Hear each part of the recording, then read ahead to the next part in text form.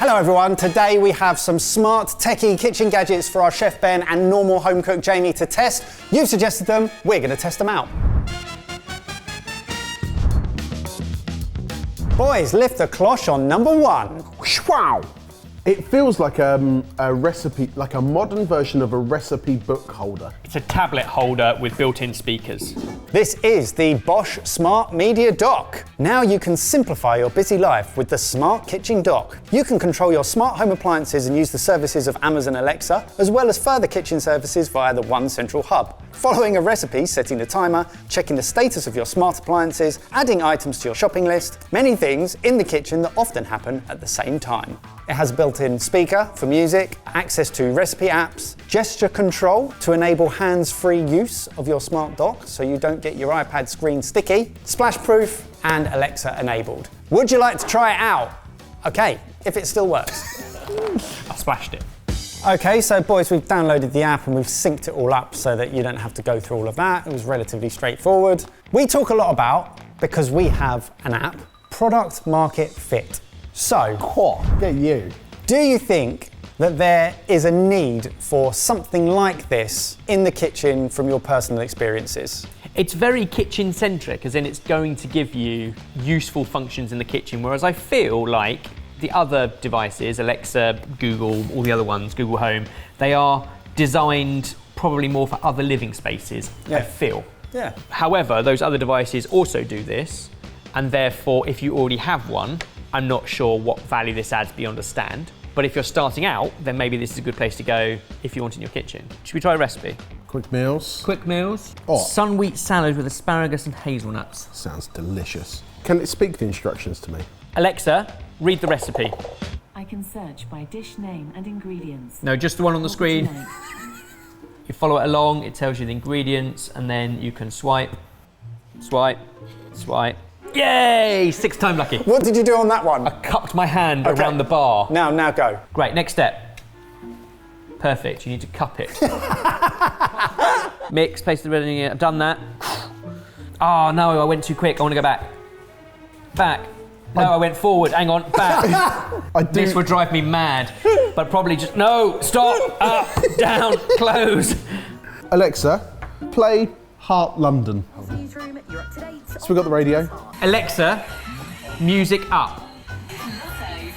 Alexa, louder, I'm frying. Alright, it's been a busy one. Alexa, stream Dua Lipa. Hey, this is Dua Lipa. Listen to all my... She's in my kitchen. She's in there. Alexa, stop. Sounds like it.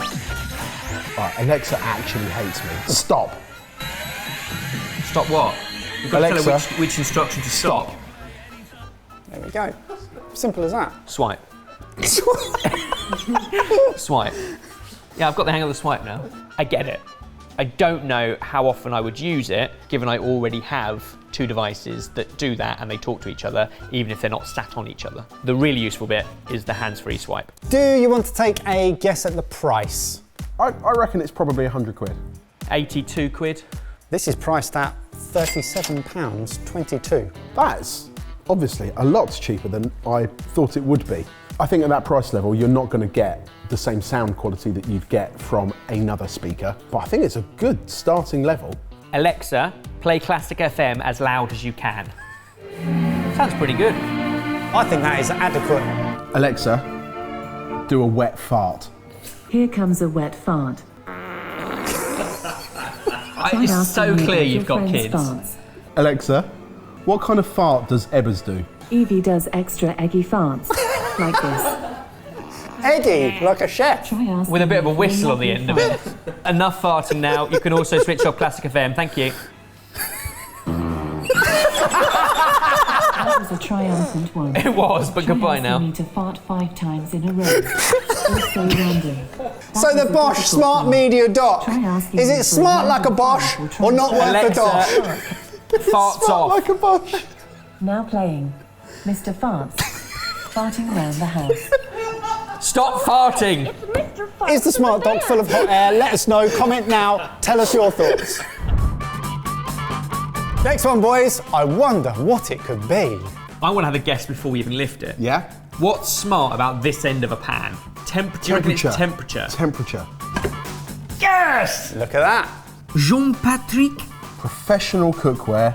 So yes, this is the Meat Master Smart Griddle Pan. This smart griddle pan by Jean-Patrick makes it effortless to grill, sear and sizzle meats to perfection every time. Simply use the built-in thermometer to check the temperature of your meat so you know instantly that it's safe to eat without having to overcook it. This fast, accurate probe measures exact, precise readings time and again so you can cook with confidence. It is literally just a storing place For a thermometer. for a thermometer. Now hold the Ow, sharp edges without that in it. You can't lift and probe. Oh, can you not? Well, you can. I was being awkward, but but it's not comfortable. This is cast aluminium and they claim that this ensures the frying pan heats quickly and more evenly for better frying. Usually the bottom of the griddle is flat so that you get even heat across it, whereas this has got the middle bit. What? I imagine that middle bit is so that it works on induction. If the claims about cast aluminium are correct, that shouldn't impact it because it should heat evenly and quickly. I feel like every metal claims very similar. Should we try it? Let's give it a go. So you have some lovely skin on salmon. Ebbers, why are you dabbing it? Remember what we learned before? If you even leave it open in the fridge for a couple of days, it really dries out and goes crispier, less likely to stick. Get a bit of oil. It's good sizzle. It's done one in the middle and one on the One edge. on the edge. Very nice, Ebbers. Not my first rodeo, boys. Let's set the time. I reckon 2 minutes. I want to see if it beeps at me. Ample volume. That's good enough. It's good volume. I want to see if it's non-stick. Oh, very non-stick. Slidey, slidey. Nice and crispy. Is it even on this side? Not bad. Not bad. For fish cookery, I am impressed with its non-stickedness. Obviously, it is not oven safe. I mean, one of the perks of having a traditional cast iron pan is that you can put it in the oven. It's a good point. So even if I took the thermometer out, I still can't put that in the oven. No. That is a shame. And it seems to have got hot enough to get that crispy skin. I know that's Any standard. pan would. Yeah, but Because it's just conducting heat. And I think that's where the claims are pointless, because any pan you put over a heat source is going to heat up. Yep. So to claim that it heats up is ridiculous. Unless your pan is made of ice, it's going to do that. Let's check the thermometer. look at this. A/B testing. Mine's registering 36, 37. Cool, mine's registering 28. I mean, we could be millimetres apart, so it's not the fairest of tests. This is a glass of warm water. We can calibrate our thermometers in that, because we might have been poking different parts of the fish. That wasn't fair. Okay. But at least the water will be the same for both. What's it registering? Mine's climbing slowly. You're at 36.9. I'm at 36. I don't have a point. But I'm at 36.3 now, so it's within a degree of this other one, which we also don't know is accurate, but at least they're both similar. Yeah. The pan itself, good, easy, non-stick, which also, of course, makes it nice and easy to clean, because even just a cloth will get rid of grease, and a little gentle wipe out with a soft cloth and some soapy water will mean you keep that non-stick at the same degree. Whilst the pan's still warm? Yeah. What's the internal temperature of your salmon, Evers? Solid 52. Nice crispy skin, good grill marks, completely non-stick and idiot proof. The thermometer does work. It also can tell the time and count down from a time. It does everything. I'm just not sure it needs to. This pan comes with a 25-year warranty. Don't I'd screw like your to- face up. I'd like to read the small print, because it probably says, except for the non-stick surface, because there's no way the non-stick surface used in a domestic household will last that long, because somebody will make a mistake. It does say that it doesn't claim against misuse. Yeah. Yeah. I'm sorry to say it, but it doesn't feel like a product that would still be in my kitchen in 25 years. It's a convenient place to put the thermometer. It will always be there if you remember to put it back. Yes. And if you don't remember to put it back, you'll know it's missing because it will hurt your hand. Yeah. Do you want to take a crack at how much we paid for this smart griddle pan?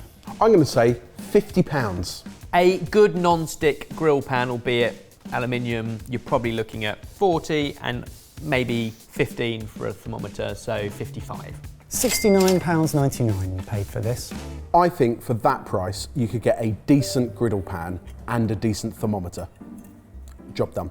Well, the question that everyone is wanting to hear the answer to is the Meat Master Smart Griddle Pan the hottest pan on the market or tempered expectations? I'd temper your expectations.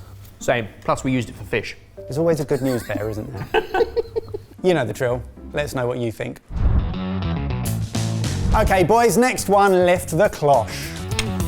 It's a hob, but the side of it looks like a laptop with HDMI ports and SD card slots. This is a smart induction hob that takes the core temperature, if you're working with something like caramels, to very, very precise temperatures.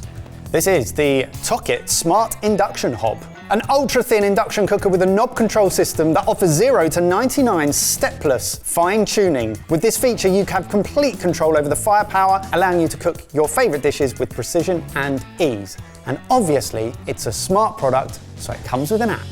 Press and hold to start.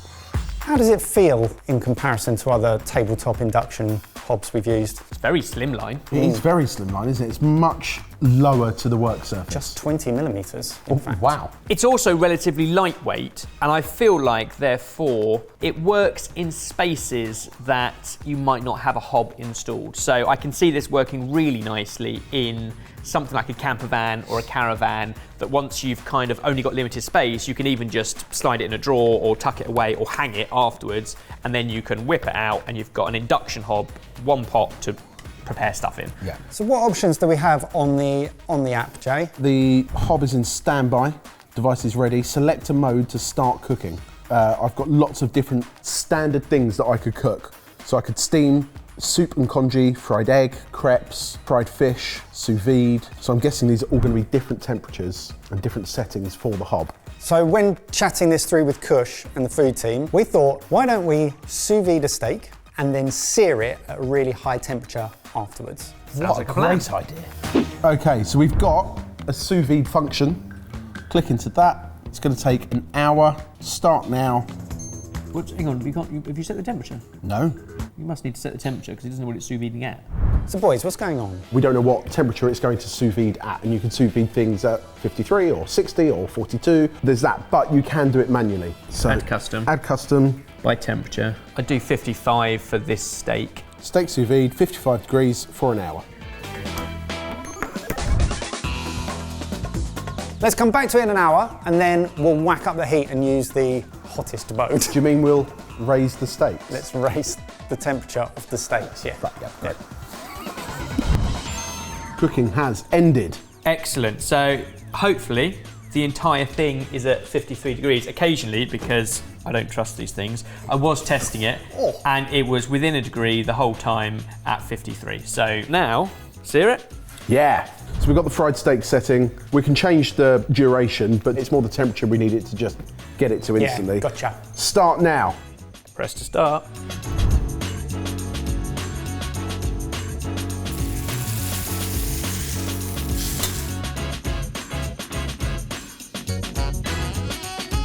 Absolutely done its job. Nice steak. Obviously, there's lots of different ways to sous vide. Most of them, you need a separate piece of equipment to maintain the temperature of the water. To have that in your hob is really useful. The question is if you need a single hob that does that on top of already having a hob and other items. However, I can think of many cases where it would be useful, like pastry kitchens, where you might have lots of ovens and fridges, but you rarely have a hob set. So something like that is quite good for jams and custards and purees and whatever else. Like small uni kitchens or tiny apartments, like really good, and you have that extra features. Slimline and tucked away, and it's one single use hob. I can see its validity there. I don't know if you need an app to control it from far away, particularly when you've got to press go on here anyway. The only thing the app does allow you to do is set the exact temperature. Yeah. And it has lots of inspiration with recipes. Generally, I find the preloaded recipes are pretty rubbish because cooking isn't that universal. It doesn't know how thick your steak is. It doesn't know what temperature it is out the oven. So most of the time, cook using your head and your heart, not using smart technology. Would you like to guess how much this retails in the UK for? 90? 85. £119. It's a lot cheaper than buying 4 induction hobs. Fair. Right, if you only need one, you might as well buy a smart one. I agree. I think if you're looking for an induction hob, then I would get a smart one that has this kind of precision to it, because I think that will help you. So, the Tocket Smart Induction Hob, is it fine-tuned precision or a silly decision? Good rhyme, and it's the former. Fine-tuned precision, yeah.